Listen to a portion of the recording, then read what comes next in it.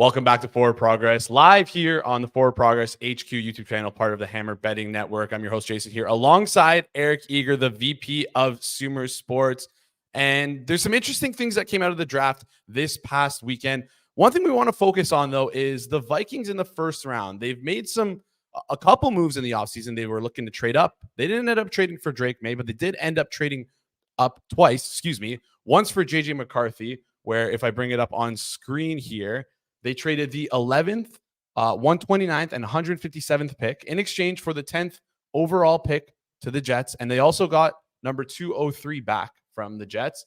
But that wasn't the only trade they made. They also traded up to get Dallas Turner. And in that deal, they were able to, they gave up a lot, right? They gave up the number 23 overall, number 167, as well as a third and a fourth rounder next year. Very active in the trade market, very active, looking to move up and kind of get their guys in the draft, Eric. So why don't you kind of break down both of these deals, if you like them, if you don't like them, just your general thoughts on them here. Well, I think the McCarthy one was in a vacuum very good, right? His prop was 5.5 as far as position in the draft, and we know that the betting markets aren't that sharp in the draft, but they give you a good gauge. They give you a better gauge than most of the pundits out there. And we know that the Vikings wanted to move up to 3. We know that the sticking point was New England's willingness, right? They might just be making an excuse not to. They just wanted Drake May in the first place. But the sticking point was the willingness for the Vikings to get pick swaps back, meaning how that works. And we'll talk about this in relation to the McCarthy trade is usually when a team trades up, they'll give up a bunch of picks to get one pick. And historically, some of these smarter teams, the Cleveland Browns, the Philadelphia Eagles, now the Los Angeles Chargers, when they traded up for Ladd McConkey, a lot of these analytically driven teams will do what's called a pick swap. So they'll give up a pick in a later pick, but then they'll get a worse pick back. So it looks better for the team that's trading back, but in fact, they're just getting the delta between those. And that appeared to be what Kwesi wanted. And that's what he got in the McCarthy trade. So because they gave up basically in this particular case, the Vikings were giving up a 4th round selection, a 5th round selection, but got a 6th rounder back, right? So that getting that 6th rounder back kind of takes away some of the vig of trading up. And that was awesome. Like he held his water. He only had to trade up one spot. People thought he would have to trade up to 4 or to 5 to get ahead of the Giants. The Giants passed on McCarthy. So in that way, a very good pick for the Vikings. They didn't give up much. They got a quarterback. There's some questions about is the difference between Drake May and JJ McCarthy 3 first-round picks, because that's what they essentially offered New England to go up to 3. But we're all bad at player evaluation, especially a quarterback. So that's fine.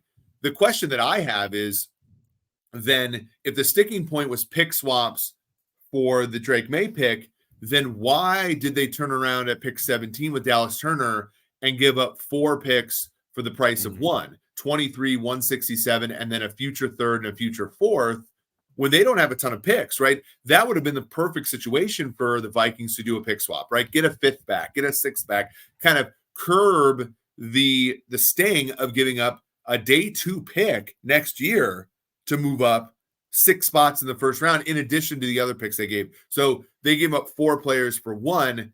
You'd rather give up 4 players for 4, and the trailing players being a little bit worse than the ones that you get back, the ones that you gave up. So that's where I look at this from a general manager's perspective and say, okay, cool. He held his water.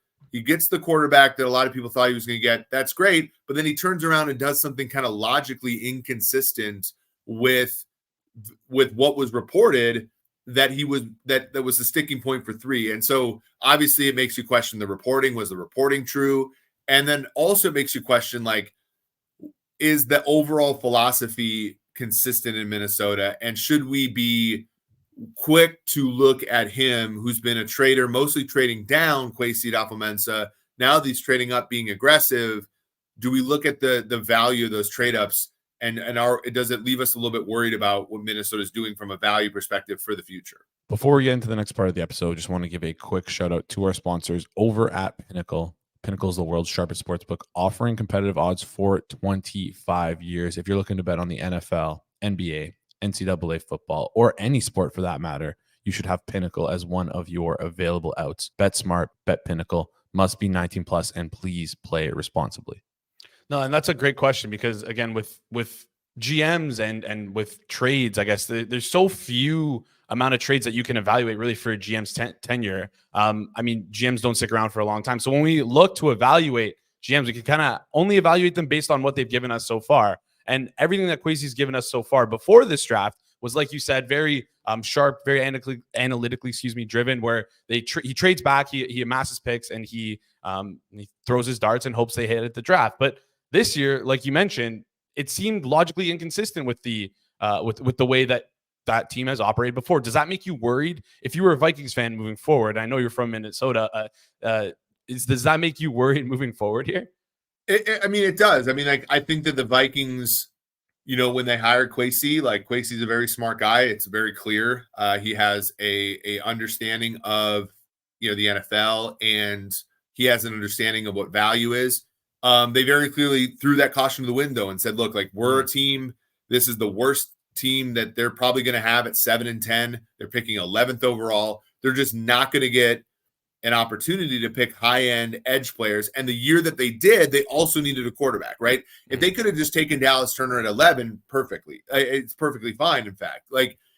Instead, though, they had to take a quarterback at 11 or 10 with their 11th pick, and then they had to move up to get Dallas Turner. So they got to get edge and quarterback, both guys who are not going to start this year for them in all likelihood. And they had to give up a lot to do it. And, the rationalizations are sometimes you got to put on the hero cape and do it.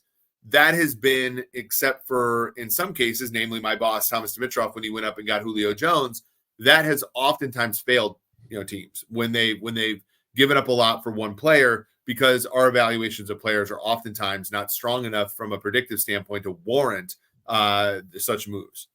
Yeah, and it's funny that you mentioned that about your own evaluations of players, or sorry, not your own, but the team's evaluations of players. Like you mentioned before, they traded 4 players for 1 essentially in the Dallas Turner trade. You'd think if you had that much confidence in your ability to identify talent, you'd rather take those 4 darts instead of that 1 dart you have for Dallas Turner there. So before we head out here, I'm going to put you on the spot. I'm going to ask you to grade both trades here. So first, the McCarthy trade. What grade would you give it? And then the second trade here, what would you give it? And I want you to grade the trade with the player involved, not just not the trade itself, but include the player at the end of the deal. Yeah. So for me, I think the first trade gets a B plus. You do give up some, and it does appear that that they felt like the Denver Broncos were going to trade up and take McCarthy if they didn't. So they felt like they had to do it. They gave up a little bit for the certainty there. So B plus. I would say for Dallas Turner, you're probably talking about a D, just because you gave up a lot. We measure, the old Pro Football Focus chart, which I helped build, it was about 0.375 wins, which is a lot because edge players, that's over the course of 4 years, but that's a lot to give up for one player over the course of a 4-year span. And, those little things add up. And if he ends up being Von Miller, he ends up being Derek Thomas, it could be obviously worth it. But if he ends up being Derek Hardy or he ends up being Deion Jordan, then people are going to wonder, what did those other players do? So a B plus and a D there for those trades in the first round for the Minnesota Vikings. Curious to hear your guys' thoughts on those trades. Drop them in the comments down below. Let us know what you think about. Give us your grades for these trades. And if you enjoy the content, make sure you hit that like button. Make sure you hit that subscribe button. We got tons more coming your way. Thank you so much for tuning, guys, and we'll see you in the next one.